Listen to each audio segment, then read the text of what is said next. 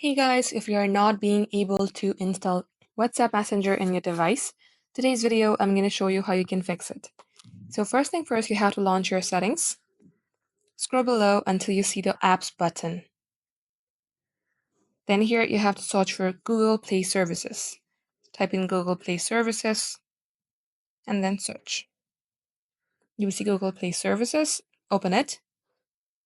Scroll below, tap Storage, clear the cache, and again search for Google Play Store.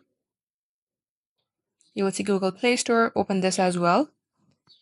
Tap onto storage, clear the cache, and also clear the data.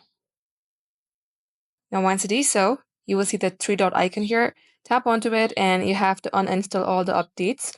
Also be noted, this will uninstall everything that you have updated. This is recommended if you cannot download WhatsApp, but if you try again and you can download it, you can skip the step. Now another step you can try is tap on force stop and then OK. Now let's go ahead, open up our Play Store and then type in WhatsApp Messenger and see if you can install WhatsApp or not.